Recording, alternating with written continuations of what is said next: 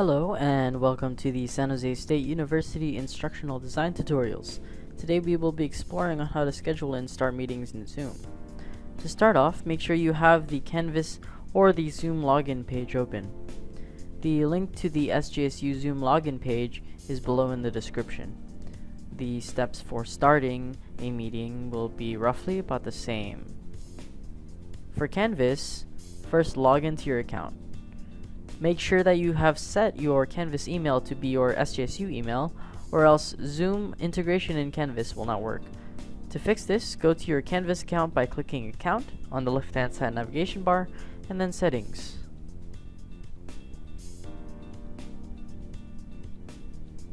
On the right-hand bar, make sure that the start email address is your SJSU email address. Then, after you've finished that, go to your course page.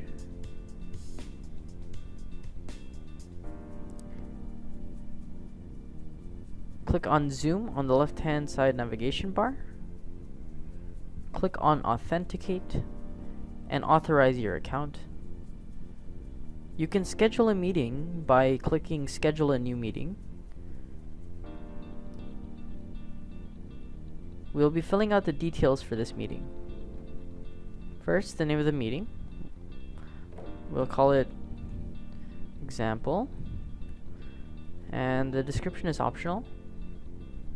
Time period can be any time that you wish for the meeting to start, either by date or by time.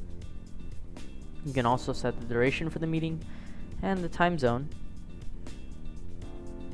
If it's a recurring meeting, let's say if you want to have it happen every day, every week, or so on. If registration for the meeting is required, whether or not the video or for the host or participant is going to be on by default during the meeting so that they don't have to turn it on themselves, as well as the audio. You can offer either only telephone or only computer audio, or you can offer both. It's better to keep it on both. And there are a few meeting options you can have. You can require a password so that people will have to enter a password before they join the meeting. You can also make it available to be joined before you, the host, joins the meeting. You can also make it so that any participants who are in the voice can be muted automatically when they enter the meeting. And also, use personal meeting ID is for personal meetings. Most meetings have a random ID attached to them. There's also a waiting room which you can have before people go into the meeting itself.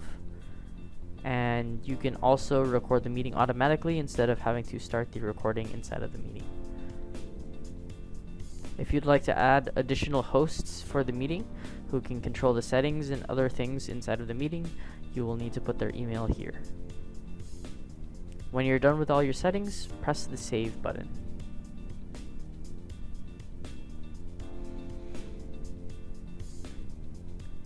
When you want to start the meeting, click on Start This Meeting to open the Start Meeting page. When it pops up on the bottom, if you have not installed the Zoom launcher yet, you can click on it to launch the Zoom launcher. It's fairly quick. If a navigation appears on the top saying Open Zoom Meetings, you can also click on that. Once Zoom has been opened up in your computer, you can join the meeting's audio by either phone or by computer. We are going to join it by computer, but if you want to join it by phone, call the number that shows up and follow the audio instructions. If you want to do audio by computer, make sure to click Test Computer Mic and Speakers, so test speaker and microphone, and check your equipment. You can say yes if it works. It works. And this also works. And this also works. There is also another way you might be able to see the testing. It'll show a big panel, and you can select what type of item you'll want to use.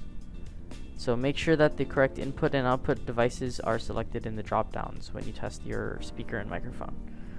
Once you've finished the settings for the audio, close any related panel and then select the button labeled Join with Computer Audio.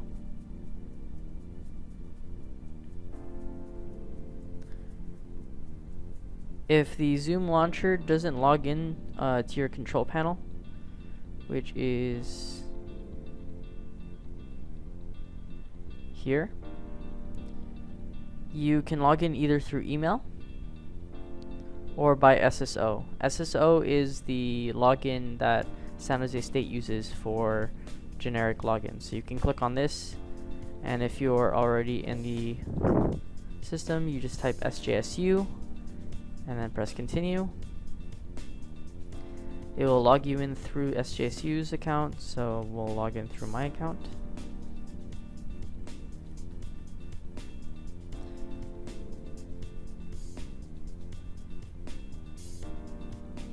And that should log you in.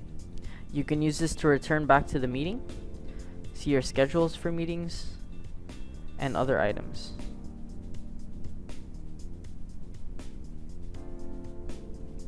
Back into the meeting. You can start the video call by clicking select start video.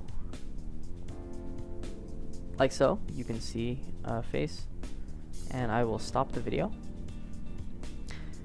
You can also invite other members to the meeting by clicking invite. You can choose to either send the invite to them through Zoom, selecting either default email or Gmail, and that will open up a tab in your browser, or by copying the URL for the meeting through the copy URL button on the bottom.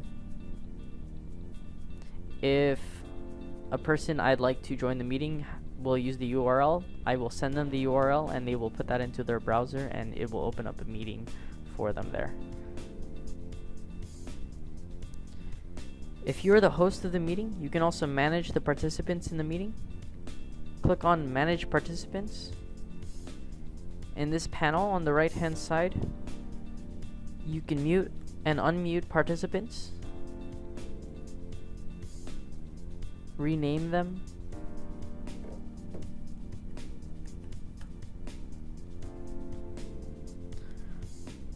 and change general settings for participants. So for example, if I'd like to mute participants on entry, make it so that a chime plays whenever someone leaves or enters, or even lock the meeting to prevent anyone from entering.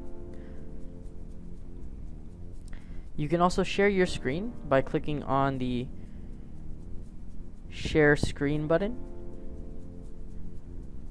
Although this is going to be redundant, you can choose to pick a specific window that you'd wish to share.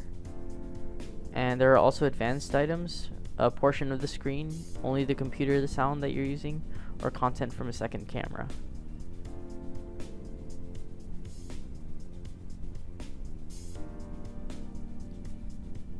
You can also select different options for sharing screens. For example, if you'd like multiple people to be able to share their screen, you can use that.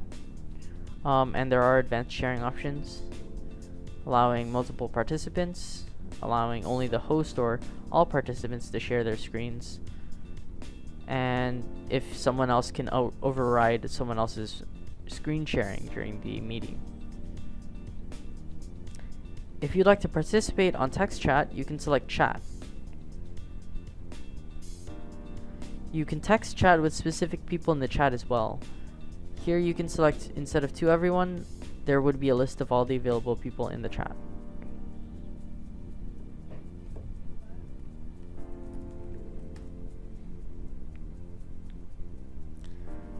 Depending on the options you have enabled, you can perform additional functions, such as uploading files.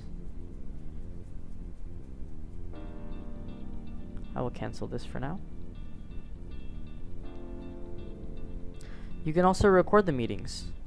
Make sure to use the Record to the Cloud button as this puts significantly less strain on your computer, improving meeting performance, and is easily accessible and shareable through the Zoom website.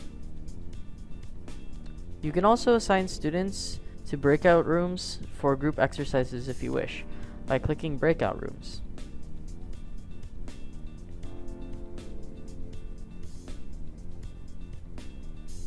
You can also pause the recording or stop the recording.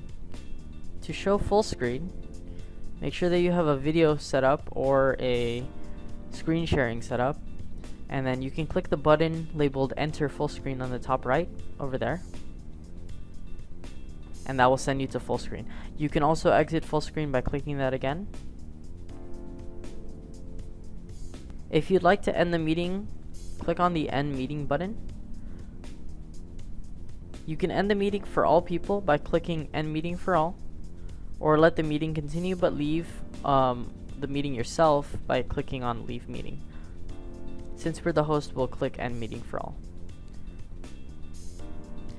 If you have any questions about this topic, feel free to fill out our technical support form.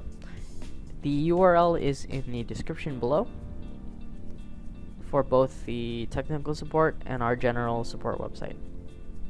Thank you for listening, and have a great day.